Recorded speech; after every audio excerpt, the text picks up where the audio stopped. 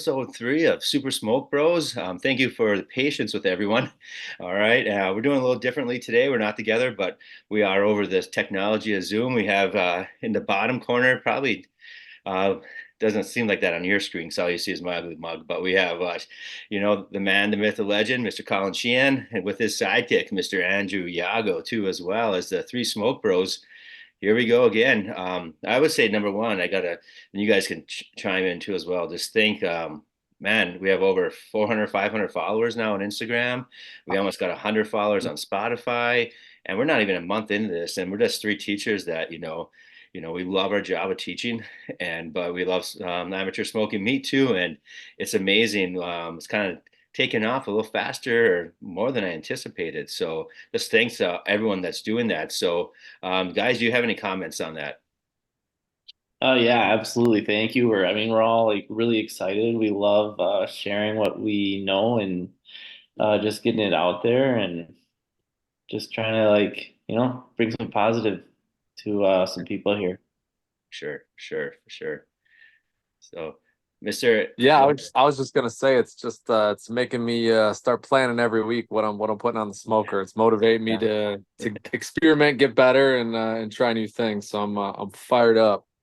So yeah, speaking of that, Yago, before we get into our interview here, let's just go around for all of our fans here. And what's your latest smoke? Or I know you've been doing a few things, but what do you want to talk about on your latest smoke? I think I'll let Sheehan go first. That Mother's Day post. Let's Oh let's start yeah. off with that. Good.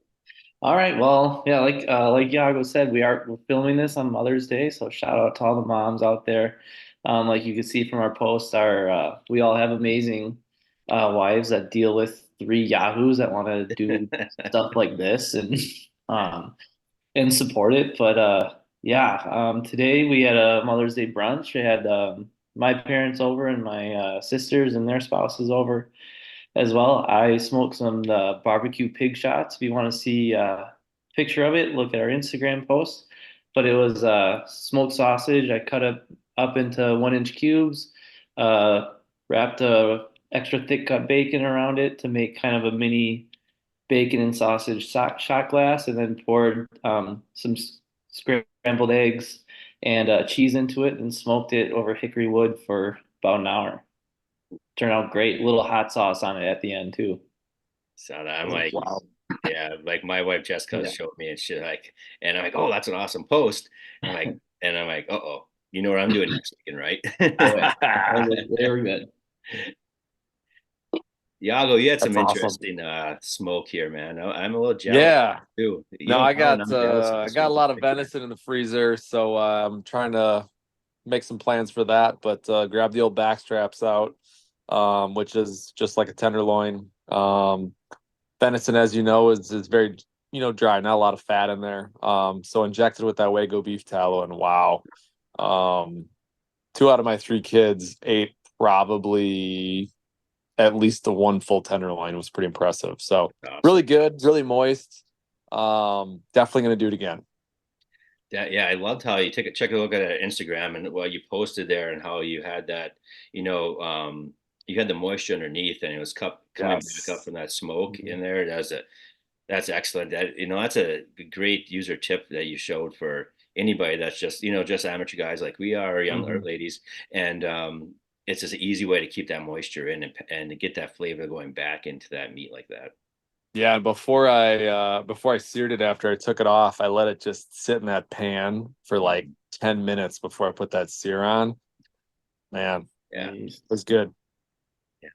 I am trying to think here, guys. It's been a few weeks since we did one. So and you guys try, or let's see. No, I don't think Sheehan, you tried it, but I'm gonna talk about the beef tongue. Um, Yeah. did a beef tongue. I always wanted to.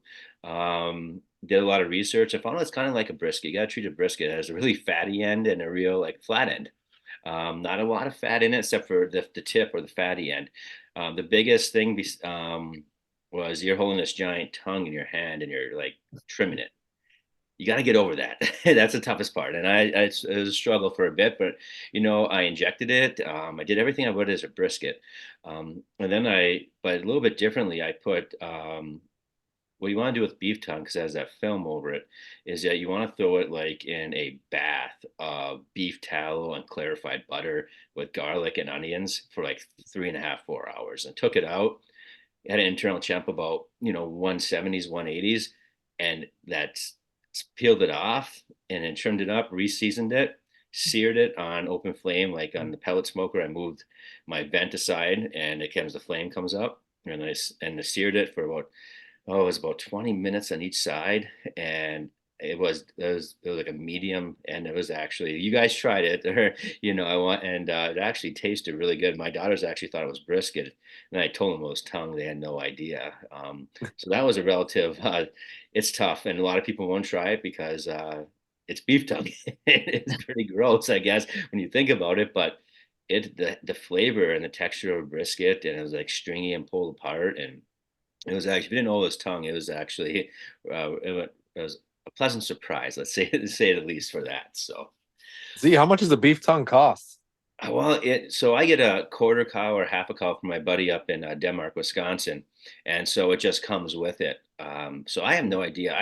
I believe they're only $20 or so. If I'm going to be at the store, Brisket. I could be wrong. So don't comment and say I'm wrong, because I probably am. But I think it's around. It's not terribly expensive. So Noted. definitely, I'll try anything one time. I will, and I'll do beef tongue again. That's how much. I'll do like a taco or something like that, because then it's in different Mexican cuisines. Beef tongue tacos are really really popular. So that's my Okay. next adventure Yeah. with beef tongue. So I think we're gonna get one from the legend. I'm gonna get a couple from the legend of Ed Hughes, a teacher at at our school here. So Just lie to me next time and tell me it's brisket. I will. I will. I will. Hey, you Thanks, did it. man. You did it. You did it. So, our next segment here, as we're going off, we're branching off of some different segments, as thanks to our fans who are listening in, and really giving us the opportunity to do this. Our next segment is, I call the SSB, or we call the SSB, which is Super Smoke Brothers Pit Mob. Just a bunch of amateur guys, all right, or gals, whoever wants to come on. If you want to come on, just put a comment. Or answer the question on Spotify, or put a comment in the YouTube, or send us an email or Instagram, whatever. All right, and we'll get you on. This is just guys or gals that we have some questions and how they got in their journey of barbecue, and it doesn't have to be anything crazy, because we all have our stories, and sometimes it's fun to hear, and the tricks and the things and the mess ups and all those sorts of things that happen. So as we kind of moving on to this next segment, we have our first guest, who you'll meet here, Mr. Brian Berlin, who is our assistant principal at Sheboygan Falls High School, athletic director, Sheboygan Falls legend, and so he's the one who actually turned me on to really smoking food, and we have some great conversations, and he is said to he is a self-proclaimed best ribs ever, so there might be a little challenge at the end of this one, though, for We'll sure. see. We'll see. So yeah, we'll see, right, guys? Do you have any comments before we get to the recording? Well, I'm excited to hear what his answers are. All Yeah. right. Hope we So try them without ribs. further ado, SSB Pit Mob first member, Mr. Brian Berlin. The Super Smoke Brothers are proud to present SBB Pit Mob, featuring your everyday backyard barbecue pit boss and grill master, asking the questions on their rise to backyard barbecue greatness.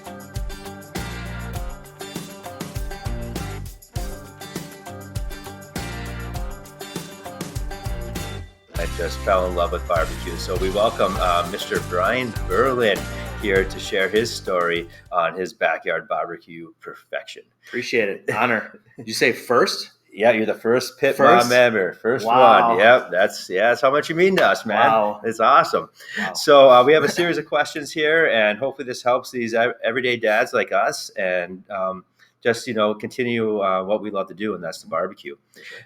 So Brian, everyone has a story. Please share your story into the world of barbecue and smoking meats. Yeah. So it's actually a good story. I have a really good friend who is kind of my godfather to why I started smoking meats. And he actually is currently just got licensed to judge competition. So he's actually got all the details, what they look for, smoke levels, the smoke ring, the pull, all that stuff. So I have a lot of good information from him. But what got me into smoking meats was I had a really good, actually before that I had a really good experience as a kid where we took a trip to Florida, believe it or not, and for some reason, and went to like a barbecue place. And I wish I could remember the name of it, but it's like one of those moments. It's like a life-changing moment where I was a young teenager, took a bite out of my first rib, and I didn't look back. Honestly, now I wasn't motivated enough to start my own process of smoking meats at the time, going to college, being busy that way. But then kind of the next step of that was I have another friend that gets into competitions, and I actually went to and witnessed this competition. It was local. It was in Grafton. I live in Grafton at Centennial Park, and I had an opportunity to taste multiple different stations of barbecue meat, different types of meat, anything from the classics, right? Brisket, ribs, pulled pork, chicken thighs, and got to talking to some of those people, and it just really got addicting talking to, different methods, different secrets, because everyone's got their secrets when it comes to smoking, what kind of makes their what they do theirs, right? And which I'll talk a little bit about, I'm assuming. Oh, yes. But then that kind of got me into that. Then I ended up getting a smoker from school, very similar to what you just recently, and that kind of just sparked everything. And then working in collaboration with, I'll even throw his name out there, Shingy, my boy Shingy, Sean Engel. Just talking about different methods. The thing that he got me into was documentation, and I was constantly documenting, like, I made a lot of mistakes, but then just trying to figure out, going to him what went wrong, documenting it, and then just perfecting it. So it's such a fine art in detail, which I love. So, yeah. So that's my story on how I got started. The rest is history. Oh, that's awesome. And so I have to give credit for Brian. He's the one that's the first thing he passed on to me was you need to journal, doc everything. And so he did. And even I created a barbecue smoke journal, and I haven't released it yet, but I'm going to, because it just makes the process easier and easier to find the information that you need. But that is extremely, extremely helpful tool for anybody, is to document that. And I went old school with a notebook and put barbecue stickers on it, and I just go away. I have it, and I just snap pictures of people ask, because you write everything down and you learn from everything. So that's that's a great tip. So, Mr. Berlin, what is your favorite barbecue to smoke and why? Besides all, I love ribs, and because of the sentimental value, back to the story I just told, I felt like that had to be perfection for me. I had to perfect ribs, because that's, again, my origin, where everything started as a teenager, why I love barbecue food. So I said, like, that was going to be the first thing I was going to attack was ribs. And my family loves ribs, so that's also part of the great thing of smoking meat. And it's usually in the masses. We have family over, and they also love my ribs. So I also love just seeing the smile on people's faces. I love, like, hearing, like, hey, are we having ribs tonight? Are you making the ribs, for a birthday party or whatever it might be? I just really love, I love the idea that I can do something that a lot of people love to eat. Kind of gives me joy that way. So, it does. And I think that's part of the reason why it might be so addictive. Is that you bring joy to people. Like my daughters, they love it when I like, oh, brisket, right. And they love it. They love ribs. They love wings on the smoker. And I think it just makes you happy that you're doing it and brings joy to people. So. Exactly. So you kind of touched on this one already, Brian, but could you explain the grills and the smokers and your arsenal? Because I know there's some new additions to yours. And what is your favorite and why? So I have a Weber grill, charcoal grill. I have the gas grill, of course. I have my smoker, which is, again, the one that the kids in the school created for me out of a 55-gallon drum. Very similar to the one that you're getting. And a lot of the improvements that your grill has is from the mistakes that are on mine and the feedback that I gave Mr. Tennyson and his kids in making that. And then most recently, I purchased a Blackstone. So I kind of have the arsenal. I mean, the one thing maybe I wish I didn't have was that green egg. Yes. So that's kind of maybe the next thing down the road that I'm looking to purchase. But yeah, I definitely have an area that's grills, Mm-hmm. ready to go. So yeah, I had my wife Jessica. She's like, we maybe have to pour a slab or something for your grills. Yeah. And so I'm like, I get the old fist pump. Yep. I'm pretty fired up with that. Yeah, I agree. We've Don't been make us. Yeah, don't make us. I'll do it. Yeah. All of a sudden it'll just be there. Yeah. And so, but that green egg, the ceramics, that's where I've been you and I've had some great conversation about that. And a guest that's coming on that we already interviewed, but we don't have it out yet. They are sponsored by Green Egg. And so they're into Green Egg big time and really, really trying to sell on Green Egg. So I'm a little jealous of that. So hopefully that's the next one for us. Well, I don't think I answered the favorite. No, my favorite is still the smoker I have. Mm-hmm. You just really feel connected. It's a process. I love pellet smokers for the convenience, but I just love just having to sit around, monitor, have a couple beverages, socialize, talk to people about the process. Like I feel really connected to the food when I'm doing that, because I'm constantly tending, moisturizing, or whatever I'm doing, saucing, wrapping, whatever I'm doing. It's a process. It's a full day process. So, and there's something like that you said about that your connection. When I built that cinder block up at the Raven's Nest with the whole hog, and I'm making my own coals and things like that, and you're constantly tending that. And there is a connection there, and just like, I don't know, it just motivates you to even do more. Right. It's like that gets addictive. For sure. So, all right. So what you kind of touched on a few of these, Brian. What is some advice that you would love to give to our listeners that you wished you would have known when you started your barbecue journey? Wow, that's a good question. To me, I think if I could start over again, I made a lot of mistakes and I learned a lot from those mistakes, but they're expensive mistakes. So I think a really good piece of advice would be to not try to start from scratch when it comes to smoking, is to kind of lean on, your buddies or people that have some experience to kind of get you started. And then you kind of make it your own from there. But to kind of get like a ground base instead of starting from zero. And like I said, like my very first brisket I made, I think it was like $150. And we ate like 3 bites of it. So, like those mistakes are expensive when it comes to that. And it's a long day for no payout. Mm-hmm. So, Like I always say, don't be afraid to that's what YouTube is for. There's all these people. And what I've been learning through this process of podcasting, people share. Yeah. So don't be afraid to, you don't know everything, and you're going to make mistakes. So that's part of the learning process. Yeah.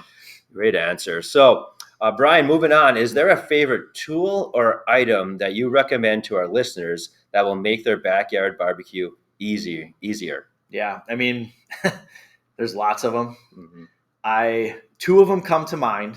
And the obvious one to me is, when it comes to temperature regulation is so key when smoking meat. Mm-hmm. And there are definitely different philosophies with that, but like just having a really good thermometer tool. Like I have a digital one that you Bluetooth to my phone. Therefore, like if I walk away, I always get notifications if temperatures change, et cetera, et cetera. So I don't have to sit there literally all day with a probe or something. So I would say invest in a good thermometer system would be a really good start. Obviously all these new technologies that comes with it with some of them, but like for me, my just kind of archaic smoker doesn't have that. So like having that thermometer was key. And then to me, my favorite barbecue tool, and it'll sound funny, are the bear claws. Yes, they are. Like I remember shredding my first pulled pork by hand and with forks and just digging around and stuff's flying everywhere. But then I saw a video with the bear claws, and Shingy again kind of recommended and it's been a phenomenal tool to work with. It just shreds so easy. It's clean. It's, that's been a really good go-to tool, and everybody loves pulled pork. So you're definitely going to want that. Yeah. I kind of feel like Wolverine for a second, you're just like, that's one of my favorites too. And that temperature is huge. Someday, I'd like to, if you ever seen like Miss Tootsie down in Snow's barbecue in Texas, she just puts her hand on the grill and smoke her, and she knows the temperature, and then she leaves her meat on for that long. But she is 80 some years old and still like the queen of the pit masters in Texas. Hopefully we can get to that level. Yeah, no kidding. I don't know if I could live to be, that old too, way I'm going. But anyway, so what is your go-to temperature for low and slow? Do you have advice on how to maintain that temp? Mm-hmm. This was something that took me a long time to hone in. Mm-hmm. And it depends upon the grill. You can be really, really exact with like a pellet grill, so you can really be exact. With mine is I have a range. I have a range that I like to stay within with that with that thermometer. I set the range; it gives me alerts when it's out. But anything between 225 and 250 for me is a good range for me. So no matter what I'm doing, I found that to be the most effective smoke level for me, or the level that I like, the smoke level I like. And then also the way the smoke ring comes out. I found if I say between 225 and 250, the whole flavor of the smoke ring, the way the meat reacts to that, I feel like has been the best. I've tried a lower, I've tried higher, and 225 to 250, I really honed in on. And it really, to me, that's about the smoke flavor, whatever you like. If you like less smoke flavor, you can raise the temperature, but that also affects sometimes the way the meat finishes. So, but 225 to 250 is where I like it. Now, do you find that you get, I'm assuming that from my experiences too as well, when you're doing something like a pork shoulder butt, the bark on it is phenomenal around that range. Yeah. That's a good point. Yeah, the bark is key. The bark with the smoke ring. Yeah. And like as far as maintaining temp, that's a hard one because I've used so many different types of smokers, and to me, the best way to maintain temp is first of all just to get to know your smoker. It's got like its own personality. Like mine was very hard to hone in. I have to use charcoal, wood. It's not that pellet smoker where you can it uses fans to maintain. I don't have that.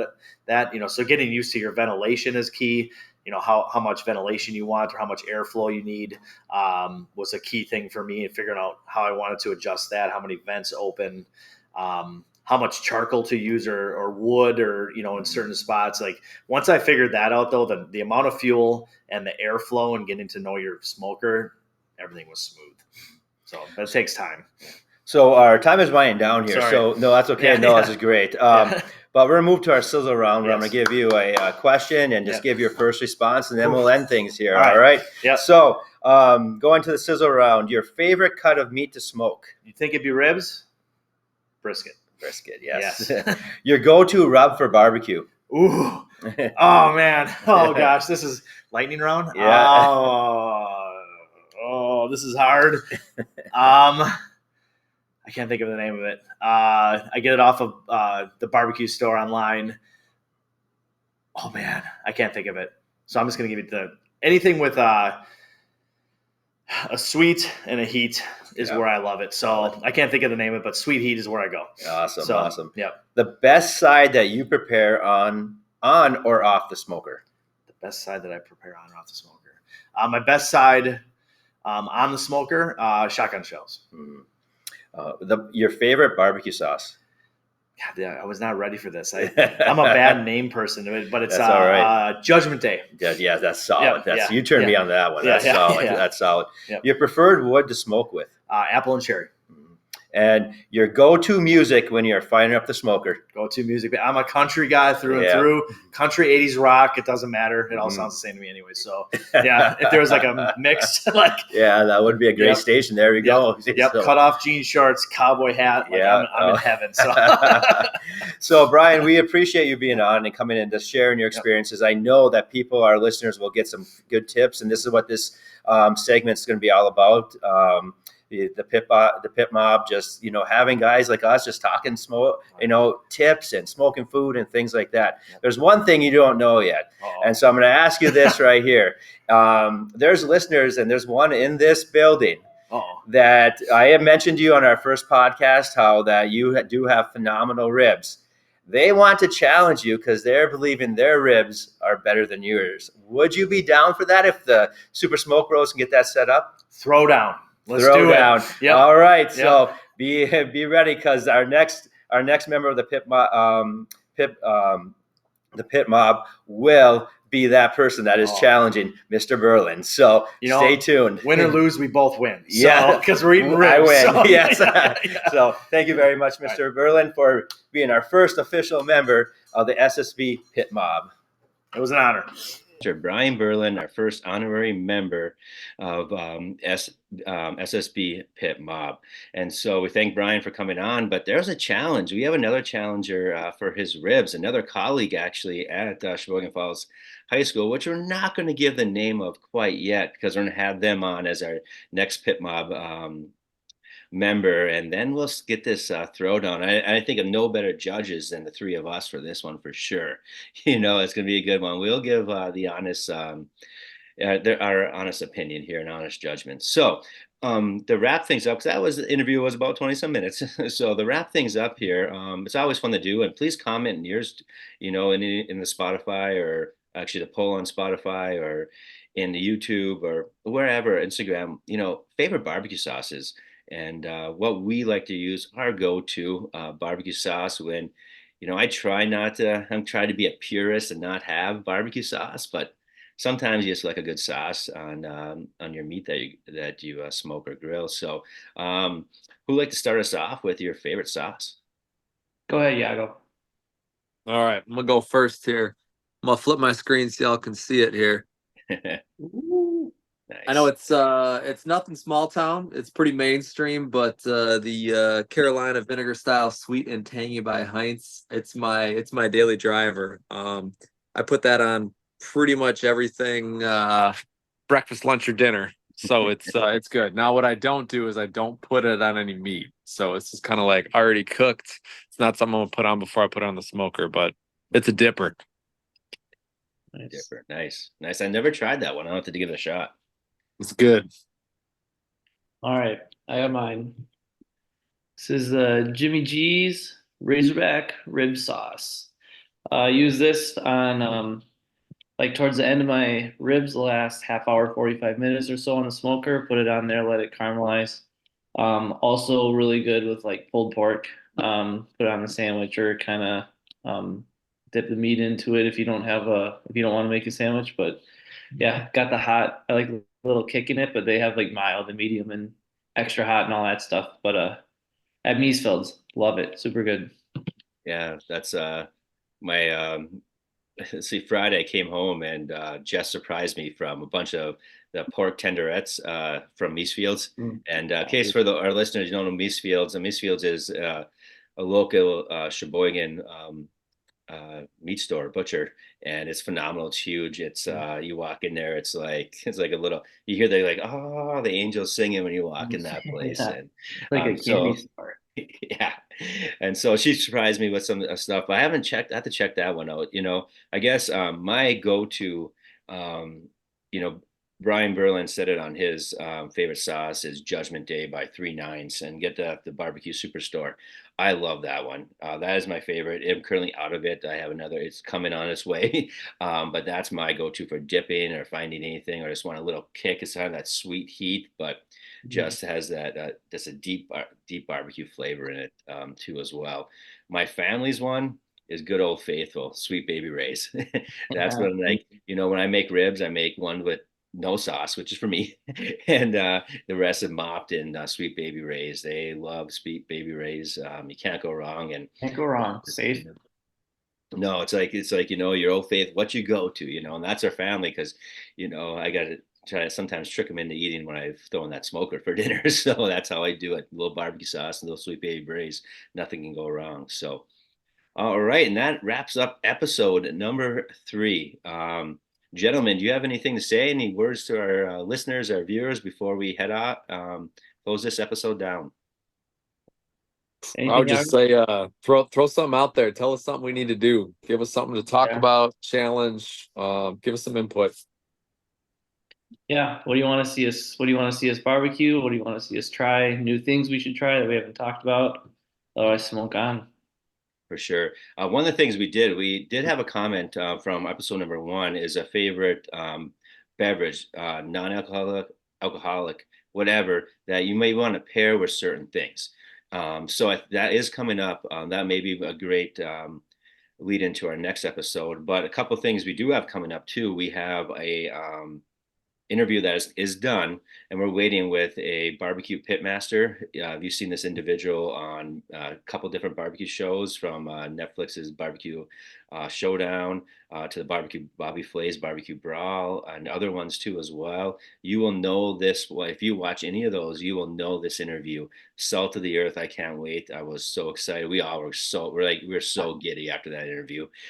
So that is coming up soon too. So we have some, and then we have another one too as well. So we have some, we're very fortunate to have some pit masters to share their wisdom with us on this podcast, but throw us your suggestions on what you want to hear from us. We will do that from our listener that did give us about pairing, because I have one that I always go to anytime I do pork and I love it. And so I definitely want to share that with everyone. So, all right. Also check out our website, supersmokebros.net. And a lot of people have been asking for merch, and we got a little merch up here. We got a couple different designs, and we're getting that things going as well, just to maintain the cost of a website and all those other little things that add up when you have a podcast. So, but anyway, that is episode number 3 in the books. And I thank Mr. Andrew Yago, Mr. Colin Sheehan for, jumping on with me, and happy Mother's Day to all those mothers. And like always, my friends, smoke on. Smoke on, bros. You. Sweet deal, man. Sweet deal. Let's see.